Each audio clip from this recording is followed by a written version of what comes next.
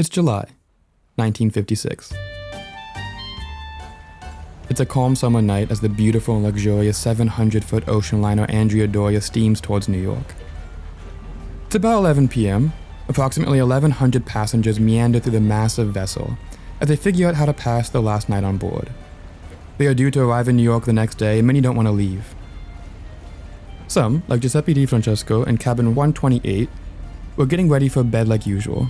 As he's undressing, he casually looks out the porthole and sees the lights of a ship far closer than he would have expected. To him, it looked like the ship was heading straight for the Andrea Doria. Others, like Ruth Roman, a famous 1950s movie star, were upstairs spending the last night dancing the night away. In the Belvedere lounge, many of the first-class passengers, like Grace McLean, spun and twirled around as the orchestra played Arrivederci Roma for the upteenth time. They danced in the beautiful lounge decorated with no expense spared. But as Grace McLean twirled around, she suddenly stopped and looked over her partner's shoulders and saw the same lights as Di Francesco. Down on the A deck, 49-year-old Frances Alinovich in second class saw the same lights. In a quiet panic, she woke her cabin mate, Mary Massich, and she said, "Mary, it's going to hit."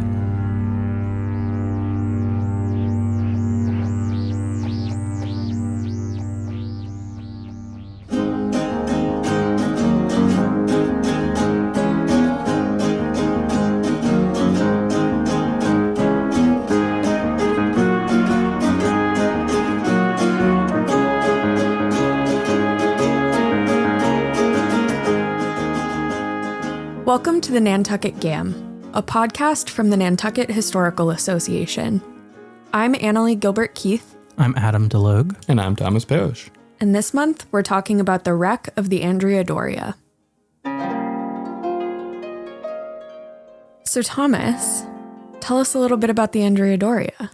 Well, the Andrea Doria was the creme de la creme of luxury liners. It is a beautiful ship. It was designed to be beautiful. It was based in Genoa, and it would travel the transatlantic route from Genoa, making a few stops, and ultimately bound for New York City. It took $30 million to build and took another $30 million just to decorate it. Holy cow. What did all those millions of dollars go to? It was to fine art and tapestries and murals. It was called a floating art gallery, and they had works by Michelangelo, Titian, Raphael. They'd half the Ninja Originals? Turtles. Yeah, originals, yeah. Whoa. Sounds very Titanic-esque. Ship of dreams. There are some similarities between the Titanic and this luxurious line with stars and celebrities. As we saw at the opening, Ruth Roman, this famous actress who was in Hitchcock films and won Golden Globes, is on board. You had Cary Grant's wife was on board, as well as the mayor of Philadelphia, and a lot of other big names were taking the line back to New York City. This is a weird little tidbit, but it is the first ship to have 3 outdoor swimming pools, which is such a unique record to to go for. One for each class.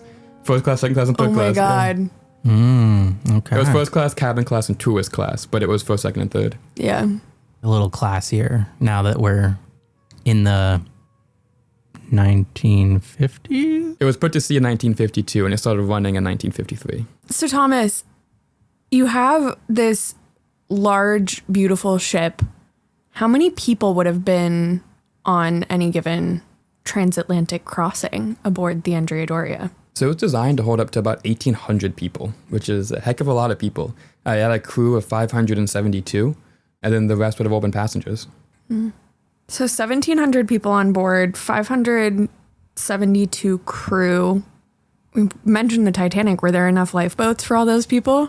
There actually were, yeah. So after the Titanic, ocean liners were prepared for a wreck. But it's interesting you bring up the Titanic because they're all parallels. It was also a super well-known ship in its day, and it was loved, especially by people in Genoa, Italy. They had a huge affinity for the vessel.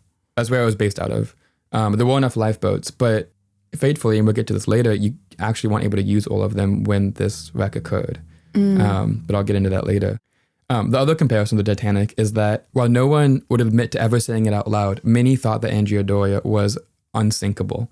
It had watertight compartments like the Titanic that if there was a wreck or water got inside the boat, they could close off the compartments and up to 2 of the 11 compartments could be filled with water and it would still be buoyant. So Everyone knew the story of the Titanic and they didn't want to jinx it, so no one ever admitted to saying that it was unsinkable out loud, but many people thought it was unsinkable. This modern ship, this new age ship, Even it couldn't be sunk. thinking it is going too far. Mm-hmm. You said that the people of Genoa and Italy had this affinity for the Andrea Doria. Why is that? Well, Italy was really ravished after World War II. And Italy has a long history of being a maritime culture and a maritime people who took a lot of pride in the ability to navigate the seas. But a lot of that was decimated in World War II. The liners, the pre-war liners, were all destroyed or captured by the Allies. And they didn't have a real ocean presence. And so after the war ended, they start rebuilding. And the Andrea Doria was the flagship of this Italian line. And that's why they went all out on decorating it. It was heavily subsidized by the Italian government, and it became a symbol of Italy and the rebirth of the maritime culture of Italy. But even the name Andrea Doria calls back to this maritime heritage. Andrea Doria, he was called the best naval mind of his era. He was a 15th, 16th century Genoese admiral.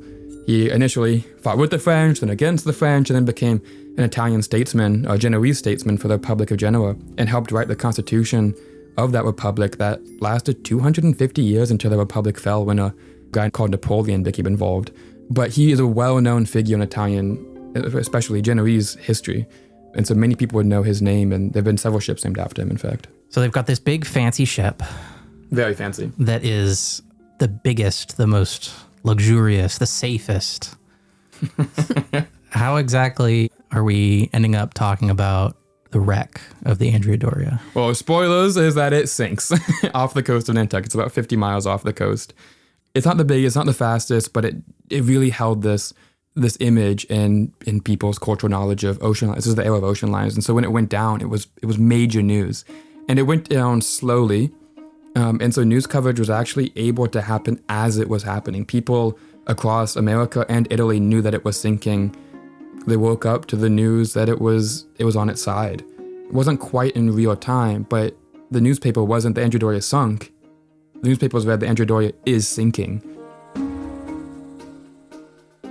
So it's a little bit like a cultural touch point. Like everybody heard the news while it was happening. It very much was a cultural touchstone, both in Italy and America. I mean, there's a book that I read that mentions one of those points that people remember in their lifetime when it happened and when they heard about it. Mm-hmm. This big ship, this well-known ship, this beloved ship, this luxury modern liner going down off of Nantucket, that is front page news. And being able to see images of it sinking.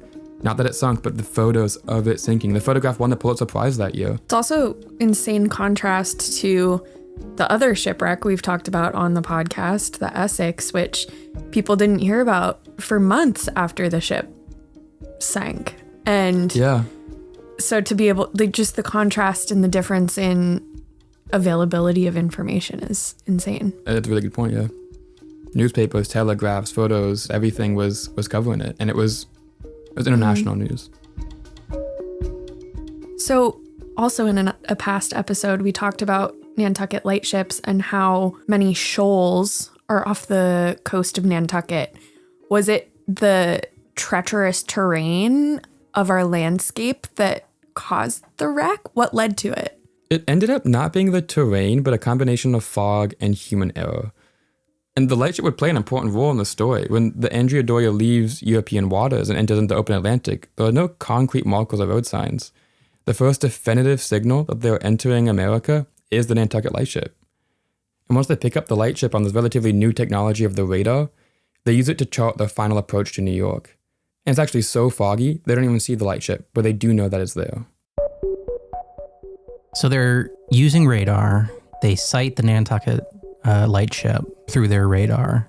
And that's the only marker of, where they are, where they're going? Yeah, they use a radar beacon to confirm that blip on the radar is actually the lightship and not just another ship. But they're actually directly on course to hit the lightship, then they pivot slightly to go around it. They pass the lightship off the coast of Nantucket. Ooh. They actually don't even see the lightship. It's so foggy at that point that they know it's there because the radar says it's there, but they can't even see it. But they pass, take a little turn, head almost due west for New York. This is an area that was called like the Times Square of something. Yeah, the Times Square of the North Atlantic. Because the Obscure of the sea. I don't think it's fully wrong. But because you're in this shipping lane, this passage for ships going from New York to Europe and vice versa. They're all passing through this corridor off the coast of Nantucket by the lightship. I guess at the same time, though, as many of our listeners who may have been to the island here know, it's probably some of the foggiest area on the entire northeast of the United States. Yeah, that warm current coming up on the cold air causes a lot of fog. And on this July night, that comes into play. With all that fog, there must be regulations on what ships are doing to try to prevent disasters in that fog, right? There's one rule and one guideline that's important to this story.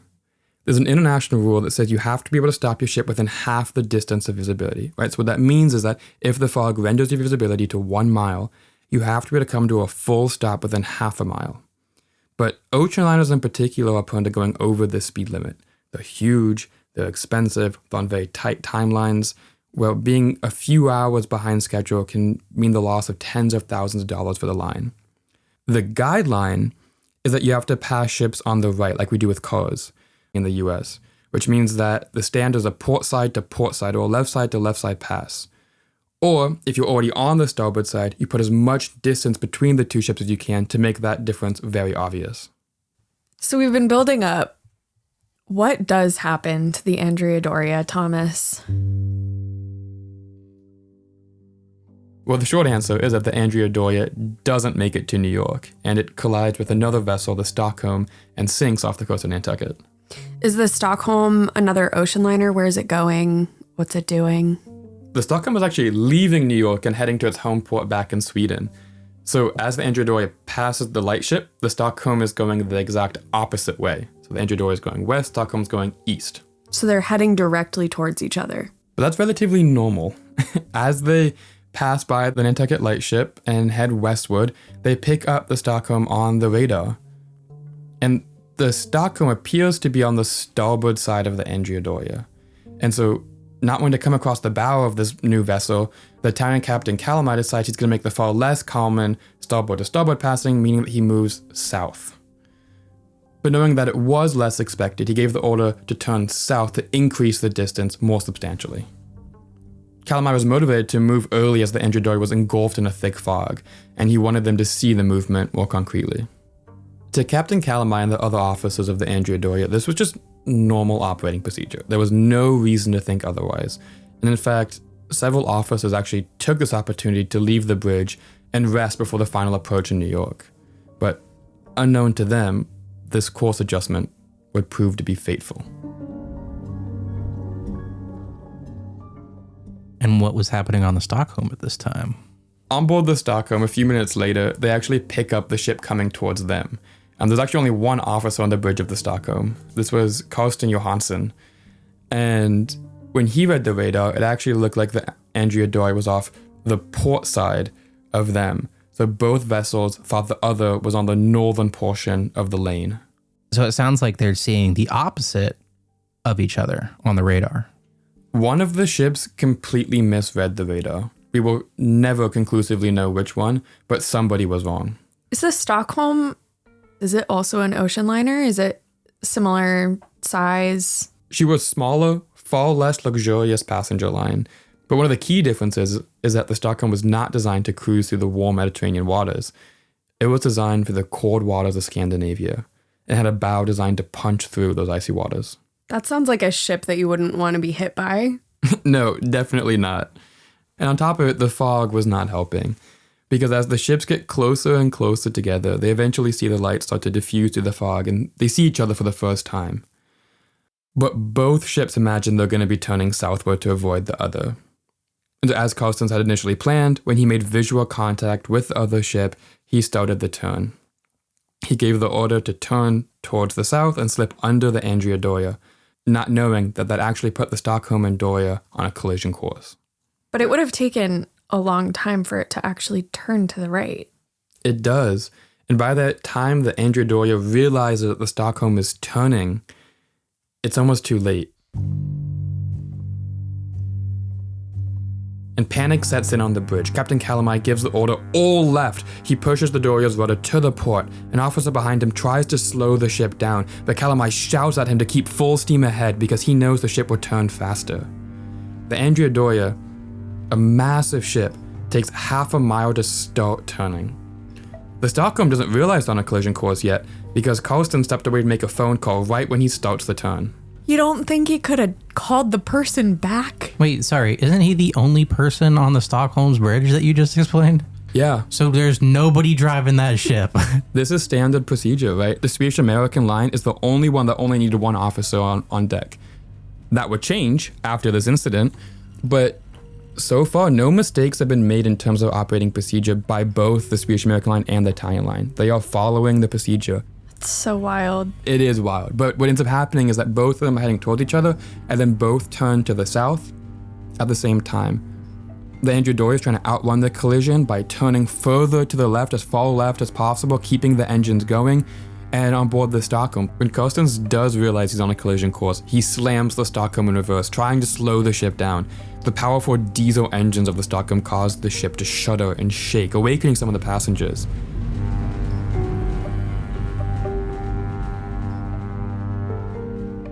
But it's too little too late. The Andrea Doria continues slowly turning, exposing her starboard side. And by this point, there was nothing left to do. The crews of the two ships braced themselves as they were forced to watch the bow of the Stockholm plunge closer and closer to the starboard side of the Andrea Doria. Around 11 p.m., the reinforced icebreaker rammed the Andrea Doria at almost 90 degrees and sank 30 feet into the liner. Were people injured by that initial collision? Like, what part of the ship was hit? Most of the casualties that would occur in the wreck would happen in this moment when the bow rips into the side of the Andrea Doria. One of the most dramatic moments that would be recounted afterwards would be by Walter Cullen, who was getting ready for bed with his wife, and he went to use the restroom, and he left his wife reading in bed. As the ship shuddered and shook, he staggered out, opened the bathroom door, and his entire cabin and his wife were no longer there. There was just a gaping hole left where his bed used to be. Wow. Yeah. How many people did end up dying in this crash? It ended up being 51 at the end. 5 members of the crew of the Stockholm who were in the bow unfortunately passed away, and then 46 people on the Andrea Doria would also pass. You mentioned earlier that the Andrea Doria had watertight compartments like the Titanic. Was it a similar thing where just too many of them were ruined? The short answer is yes. The Stockholm managed to puncture exactly between 2 of the compartments, which meant that immediately 2 of them were going to be flooded. This was not known until the 1980s when people started diving on the wreck, and a man named Peter Gimbel discovered that the door that was supposed to be there was just a gaping hole. But what really did the Andrea Doria in is the fact that the Stockholm punctured so deeply that it ended up hitting the liquid fuel tanks. And in doing so, those fuel tanks became a pipe for water to start flowing up and down the ship.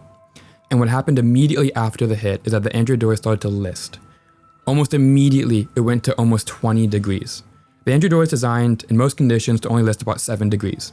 In emergencies, up to 15 degrees. And immediately, they were already over that limit.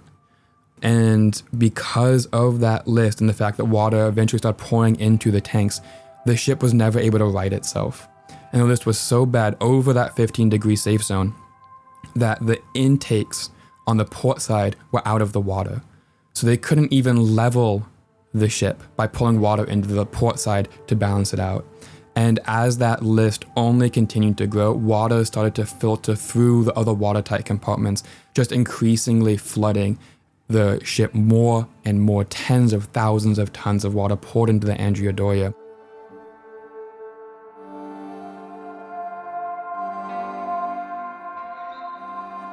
The fact that the Andrea Doria would stay afloat for as long as it did, I think speaks to the design and the safety of it. Even though it did ultimately sink, Calamai, the captain of the Andrea Doria, thought it was going to sink much quicker than it did.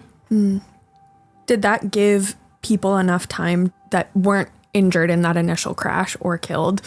Did that give them enough time to safely disembark into lifeboats? The list was so bad, the port side lifeboats actually weren't usable. They could not be lowered to the water. So the only lifeboats that could be used were on the starboard side, which in theory, they had enough lifeboats for everybody on board. But when you only are able to use half of them, they only had 1,004 seats in the lifeboats, which is just over half of the passengers and crew. And instinctively, when the ship is listing, you're going to go to the high side away from the water. And so people ended up getting sort of trapped. And the crew couldn't do anything. They couldn't lower the boats. And so people start leaving on the port side with half full lifeboats and going out away from the Andrea Doria. On board the Stockholm, they also are in a panic. They just rammed another ship. And as they rammed, the bow got stuck in the Andrea Doria, and the still churning propellers actually turned both ships together as one for a brief moment before the backwards propulsion of the Stockholm pulled the ship away, decapitating the bow, sending it falling into the ocean. And so they thought their ship was also sinking, but eventually they determined that the watertight compartmentalization of the Stockholm worked, and it would float. So, but they're just puttering around with no bow of the ship anymore. Yeah, the photos are incredible. It's like someone just took a big hammer and knocked it off. It's blunted completely. But this becomes one of the, like the Titanic, one of the greatest fascinations with the wreck is there was gems and jewels and cash and art and sculptures that sunk along with this luxury liner that was decked out with $30 million worth of decoration and custom plates and silverware and dishes and gravy bowls and everything. Is it a fascination with shipwrecks or with wealth? Why not both? Well, you kind of have to have both, I think. So they're loading the lifeboats. They're getting sent out. They're not all full. The Andrea Doria and Stockholm are in communication throughout almost this entire endeavor. And eventually... Finally, yeah. you know. They get the radios going and... They just had to have an abrupt meeting to finally, start talking to each other. Meeting. The Andrea Doria says, "Can you please come over and help us?" And the Stockholm says, "No, we can't. We are possibly sinking." And the Andrea Doria says, "No, we need help now." And the Stockholm says, "No, come to us." And eventually Calamai gets involved and says, "No, we need help." And so when they realize that the Stockholm is not sinking, in fact, and it is still buoyant, they start sending the lifeboats over to the Stockholm and unloading crew and passengers. But famously, and this would be belabored in the press, a large portion of the first people to arrive at the Stockholm were not passengers, were not women and children. It was many of the crew of the Andrea Doria. Now, the author who would write Collision Course, one of the go-to books about the Andrea Doria wreck, would later recount that many of those were likely the chefs and the cabin boys and the bellboys and the people who were not quote-unquote sailors, but were servers. The actual crew, many of them would stay on board the Andrea Doria, the sailors, the mariners, and Calamai would stand by them fiercely, saying that they did well, and the fact that there was not more loss of life was because of the crew that stayed. Did all of the lifeboats from the Andrea Doria also go to the Stockholm? No, so immediately after the wreck, both the Stockholm and the Andrea Doria sent out an SOS.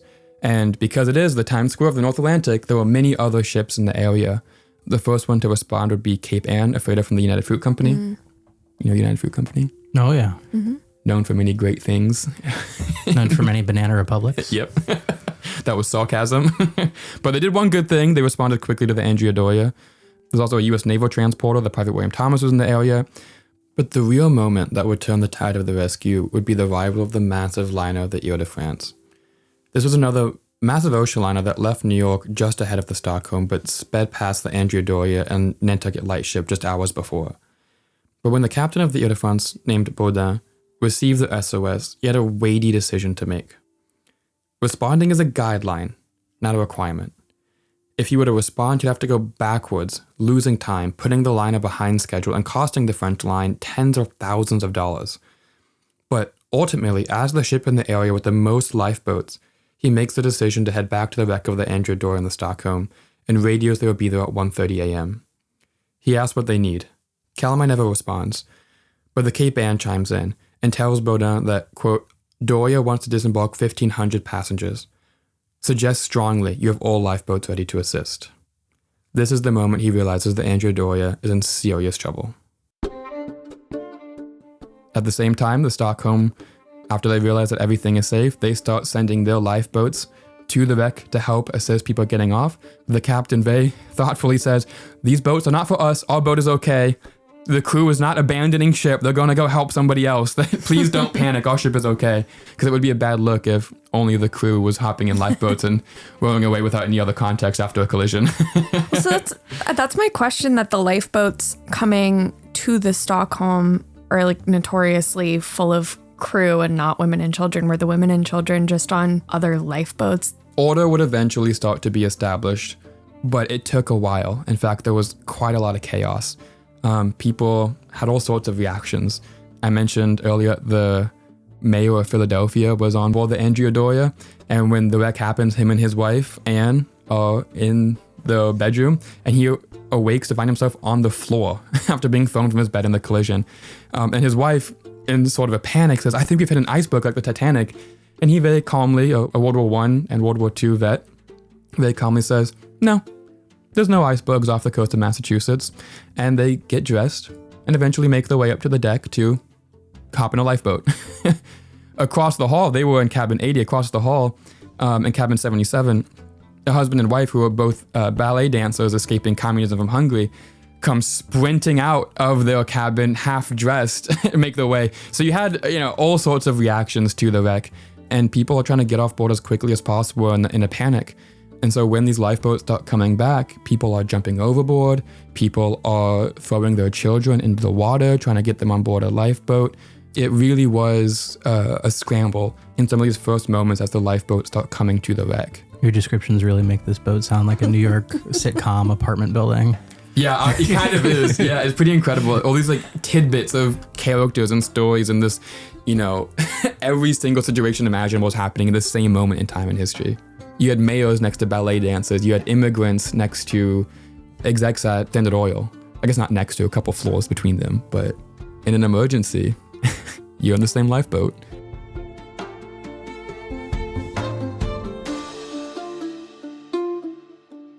They eventually get all the passengers off safely. The turning point would really happen when the Ile-de-France arrives about 1:30, 2 a.m., pulls up within 400 yards, and starts shuffling people between the ships. And Calamai eventually receives word that everyone is off the Andrea Doria. And that's not entirely true. There was one American soldier from Louisiana who managed to sleep through the entire thing. That would be me. It's so scary. He woke up and everybody was gone. He panicked and went outside, and all the lifeboats are gone because everyone thought they were the boat was cleared. No. And eventually tried to climb down, got stuck in the ropes, had to have another boat come and rescue him. And that would be the only survivor that they saved, would be the one guy who slept through the entire event. Poor guy. It's gonna be a little bit like a horror movie when you wake up and you're on a boat and there's nobody else there. And you're at an angle 40 degrees trying to walk. Yeah. So what's the duration of the sinking of the Andrea Doria? When is it hit and when does it actually sink? The sinking of the Andrea Doria would take hours and hours. Most of the passengers would be rescued and aboard other ships by 4 a.m., so 5 hours after the initial collision. By 5 a.m., only a dozen officers remain, but the ship itself would not sink beneath the waves until 10 a.m., a little after 10 a.m. the next morning. And that's how news outlets were able to get there and take pictures. Yes, so the SOS that they sent out almost immediately after the collision went to the Coast Guard, and news reporters picked up on it. And so they were whipped out of their beds at 12, 1, 2 a.m. to try to capture the story, because this is big news. Like I said before, this is the Andrea Doria. This is the luxury liner. This is the, not said out loud, but unsinkable, Andrea Doria. And so they start flooding to New York, knowing that the people who were rescued were going to make their way back to New York Harbor. Others make their way to Nantucket. There's a report from the local newspaper that says that the island was flooded with journalists as they try to charter planes and boats to go see the wreck, because this is a slow sinking. It takes 11 hours for it to eventually sink beneath the wave. That's enough time to get there. Captain Calamai, he wants to go down with the ship. He's a proud Italian mariner who, lived through World War I and World War II. He says he's going to go down with the ship until one of his good friends and first mate says, well, if you're going down, I'm going down with you. And then he eventually makes his way to the lifeboat. Everyone climbs in. He says, okay, I'm staying. His friend climbs back up and says, well, if you're staying, I'm making all of them climb back up and staying with you. Basically saying, if you're going to kill yourself, we're all going to die with you. And so eventually You're really taking their time with that one, huh? Yeah. Just slow sinking. You've got time to, mess around a little. But he hops into a lifeboat eventually, but refuses to row to another ship. He wants to stay with and near the Andrea Doria in case there's any chance they can tow it to safety. And one of the things that really gets under his skin is the endless circling of planes, of charter planes, flying around the Andrea Doria, taking photographs with journalists inside. And he has to watch people photograph his beloved ship slowly continue to list, and then eventually go to its watery grave. With the sinking of the Andrea Doria, obviously it had this international attention and impact.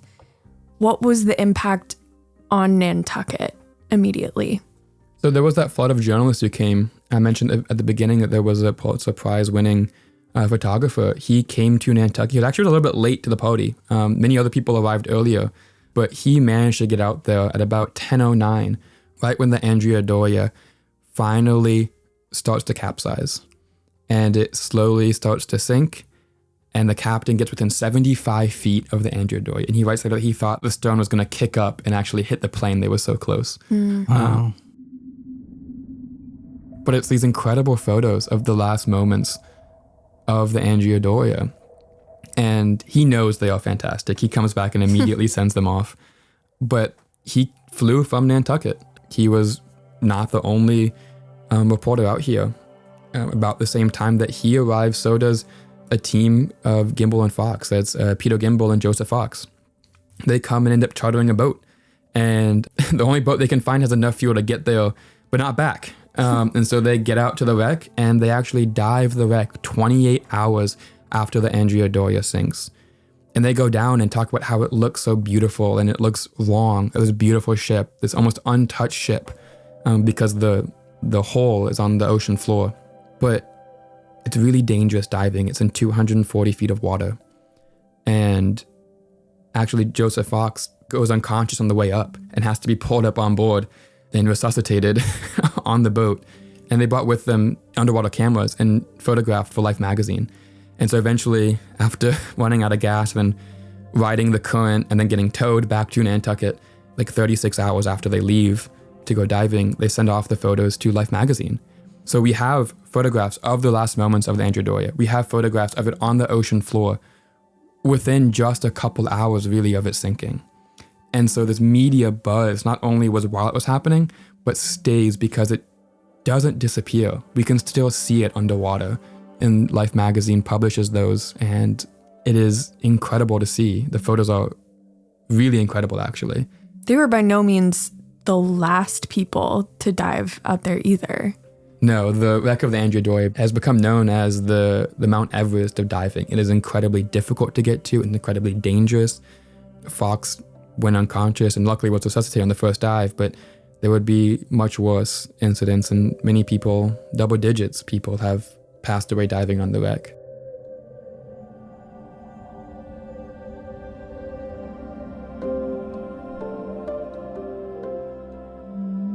And when we come back, we'll be joined by John Chatterton, who has dived down to the wreck of the Andrea Doria 170 times.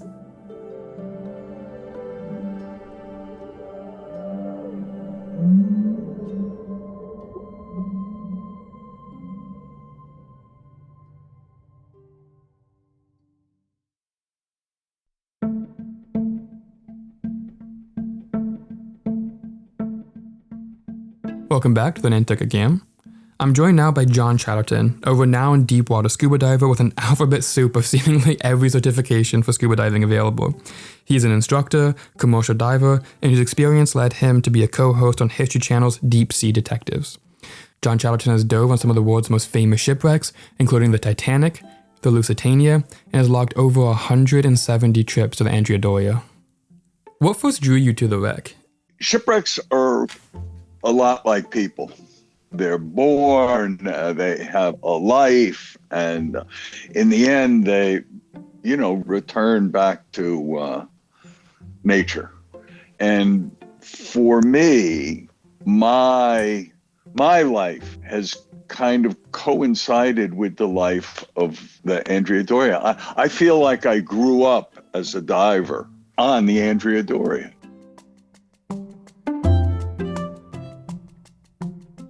The Andrea Doria really was the first shipwreck that the world had the opportunity to see and basically watch it happen in real time. Did you see the wreck happen in real time, or was that before your time?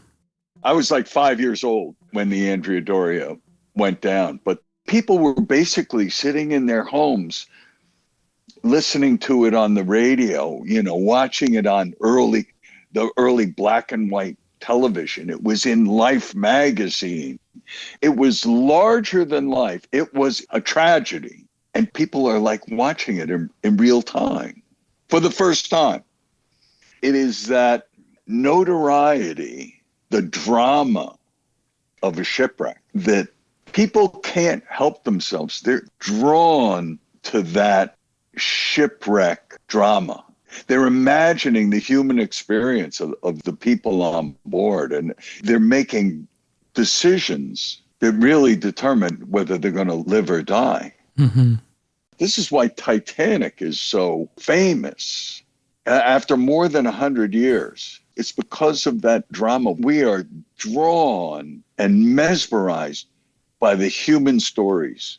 That's really what it's all about. I think one of the things that really ties the Andrea Doria and Titanic together is that we have these, first-hand accounts and people describing it, the emotionality, Exactly. the drama of it. And so it's not this really far separated story. It really is very present.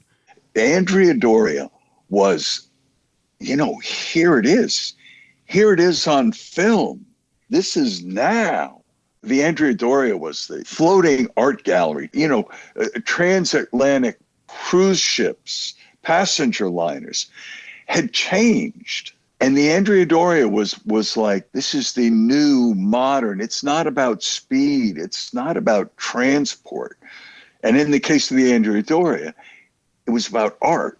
In a time where Art Deco was current, it was new. And people kind of thought that whole, World War II was over. And shipwrecks were kind of like a thing in the past. And passenger liners were now more of a luxury conveyance. It was not serious, life and death, and it just fascinates people. I do think humans were innately drawn to beautiful things. And I think there were very few things that were more beautiful than the Andrea Doria that ever set sail. And it's really fascinating when I would read the accounts from Italy. And when news reaches that the Andrea Doria is sinking, or they got news before it even reached the bottom of the ocean, people broke down and cried because there was so much emphasis on the beauty and this revival of Italy after World War II. There was this deep emotional connection to the ship. Especially in Genoa. This was something beautiful that was their creation. This is what coming right off the heels of World War II and a country that really suffered, that they could present this beautiful thing to the world. I think there's a lot of pride in that. And rightfully so. And I think in some ways that connection to the ship continues. Almost as soon as it hit the ocean floor, we had people diving on it. Gimbal and Fox were out the 28 hours documenting the ship. And one of the things they talk about when news reporters ask them is how beautiful the ship still looked at the bottom of the ocean because the hole that was wrecked by Stockholm was facing down. So you had this beautiful, they called it a virgin hole pointing up, and they still talk about the beauty of it at the bottom of the ocean. Yeah. Early, before it had been sitting on the bottom for very long, it was like it was. Even in the 1980s, this is like 30 years later. You're going down passageways and hallways, and you're finding things, and you're bringing up pieces of delicate glassware, and it was just an amazing diving experience. Do you remember your first dive on the Doria? I remember less about the dive itself and much more about that high level of anxiety. I mean, the Andrea Doria was bigger than life. My very first trip, we went out and it was 5 days. There were only like 5 of us on the boat. I got almost 10 dives in. I was overwhelmed. And I was like, you know what? I said, this is it. I did it. I'm never coming back here. But boy, this is like, been a fantastic experience. This is such an amazing wreck.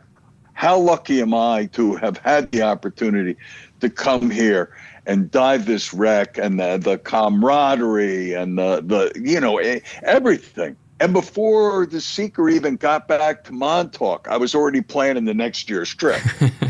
It's like one of those things that you get the bug. You are drawn to it. I started crewing on the boat, and it was an opportunity.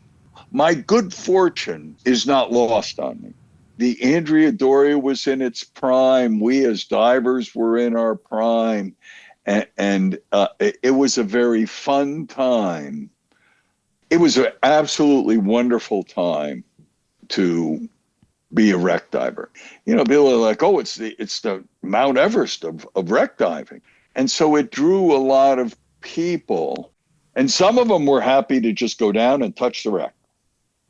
I touched a piece of tangible history. Check it off the bucket list. Yeah. It sounds fascinating because it's also a period when scuba itself is really evolving, and there's new technologies and new gases that are allowing people to dive deeper and probably safer. Were you experimenting with some of these at the same time? Initially, it was all air diving. In 1985, we weren't really experimenting with anything. We were doing deeper air dives. But the people who were doing these dives, we were very cautious, but at the same time, we were very technical about analyzing the dives.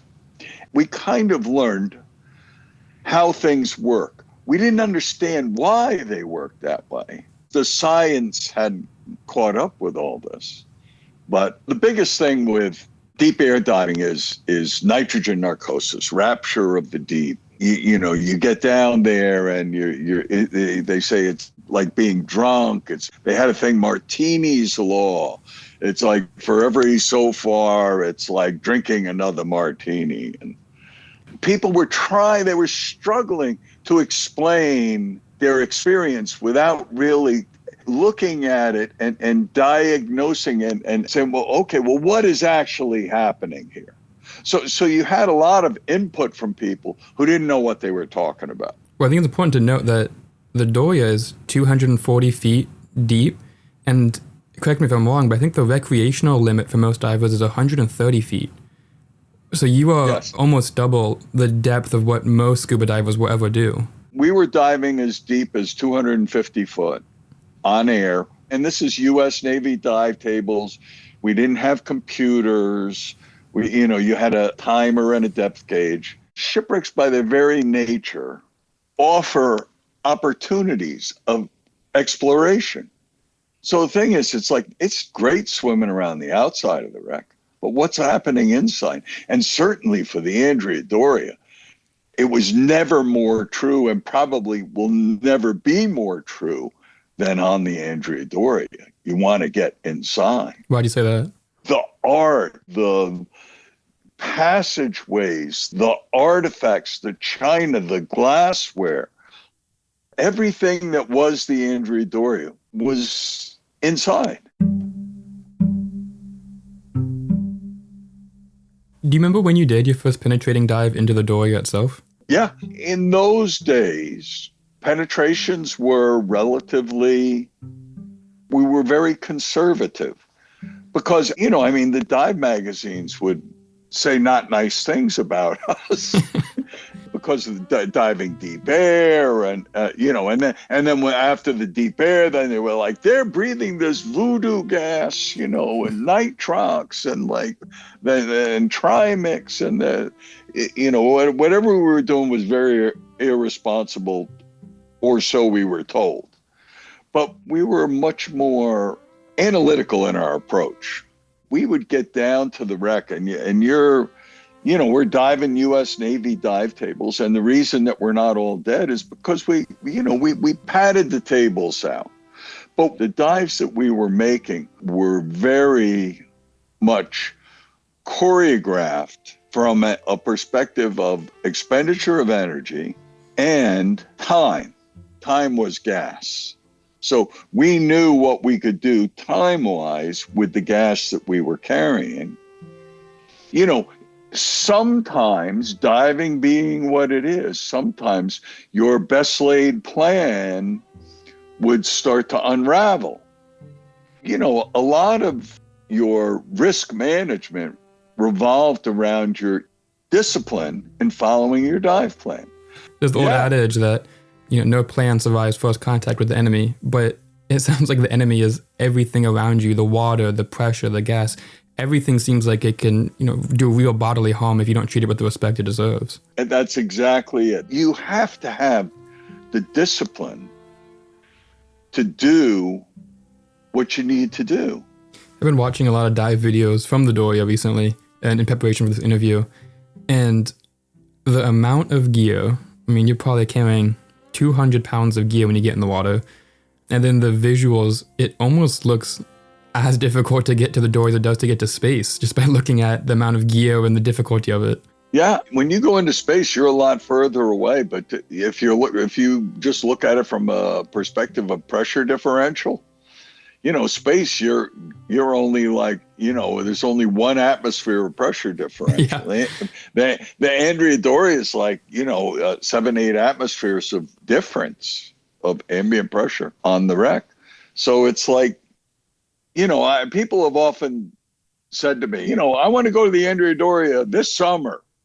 And I'm like, well, if you want to go to the Andrea Doria, whenever you want to go, start a year ahead of time thinking about it. What does it take to get to the Doria? You have to be among the elite of diving. You have to understand the wreck itself, the history, the construction.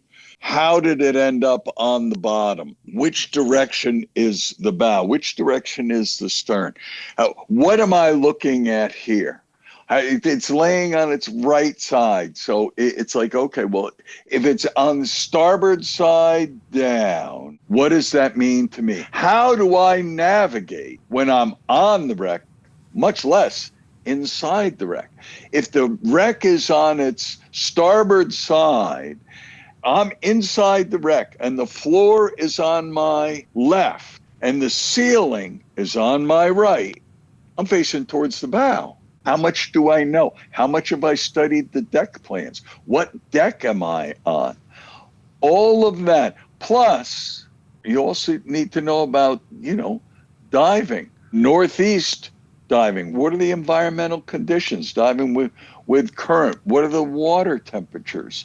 The diving technology and the human physiology. How much decompression do I have to do? How much gas do I need to bring with me? What is my dive plan going to look like from a gas perspective, from a time perspective? Who am I going to dive with?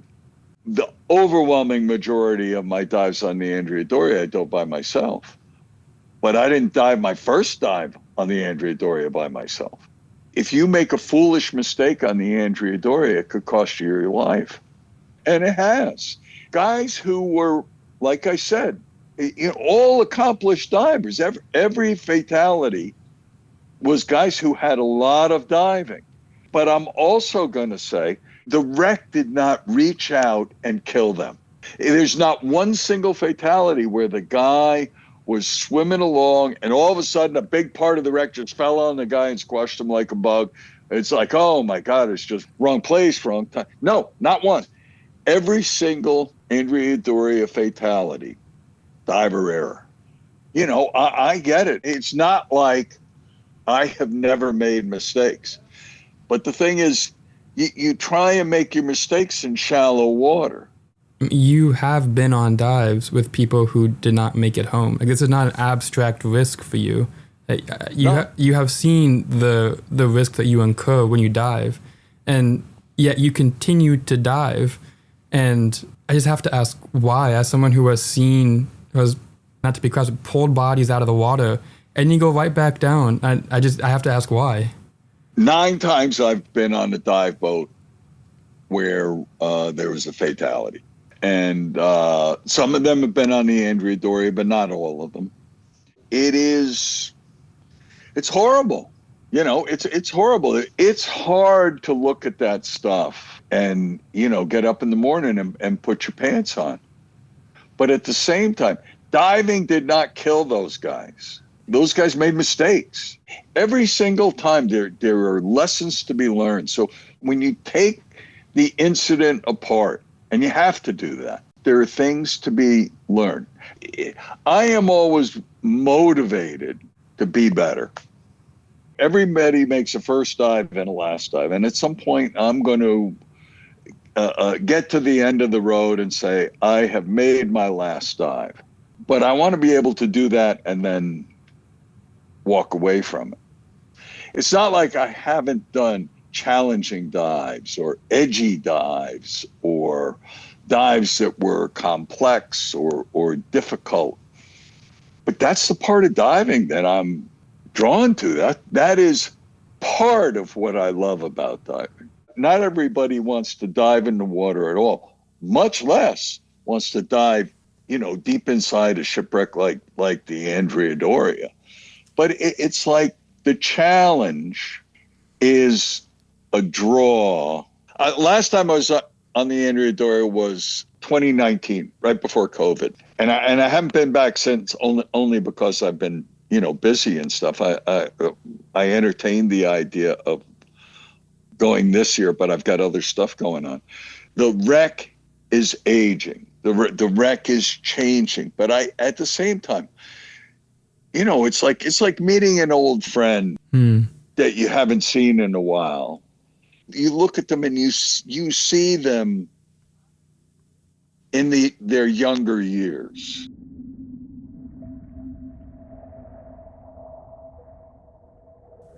I look at the Andrea Doria and it makes me happy because I'm like, hey, you know what? I think I'm aging better than you are. It's like, if it's a competition, I think I'm winning. People call the Andrea Doria wreck the Mount Everest of diving. I heard that so many times. Yeah. But it sounds like you need that experience to be able to successfully dive the wreck. That you need to have, if it's a 1 in 1,000 chance of happening, do it 1,000 times to make sure that if it happens, you know how to deal with it. It is a wreck that does not tolerate foolishness very well. Now, you could go down to the wreck. People say, dive the Andrea Doria. How hard is it? And say, on the right day, I could take your grandmother down there. The problem is, I've only seen one right day in 170 dives. You mentioned that you were diving in 2019. Are people still diving the wreck today? I am reasonably sure there will be people trying to dive it. It's not what it once was relative to the vast penetrations. And it is less defined. Peter Gimbel, who was the first one to explore the wreck, and it was just like it was when it sank. It was only 28 hours later. It did just sink. Yeah. It is a fantastic difference between that, where everything is still painted. You're looking at stuff with white paint on it, and what you have now, where things are not covered with paint, they're covered with marine growth. But people are still interested in diving it. There's a lot of the videos that I've seen recently where there's a lot of nets and other things laying across the wreck. Entanglements are a serious problem. I imagine it just increases the risk of an already risky dive. Yeah, I got entangled in a net the last dive that I made. And I'm not saying that I couldn't have gotten myself out of it, but I was diving with somebody. So I signaled my dive buddy and I was like, okay, see what's back there? Straighten that out. I don't need to inflate my ego by like, oh, I got tangled up, I'll cut myself. It's like, you know what? I'm diving with a guy who's right there. I do dive training. I train divers for wreck diving and for decompression diving and all that kind of thing. But when I'm training divers to go inside wrecks, like the Andrea Doria, I emphasize, do not get lost. And should you fail at that, don't get loster. Thank you so much for joining us. The Andrea Doria is a part of Nantucket history, and it's a part of diving history. And so sharing your insight into the history of diving and your own experience with the Andrea Doria, it's been quite a pleasure talking to you. So thank you so much for being with us. Thomas, it's been equally as much fun for me. Thank you so much. My pleasure.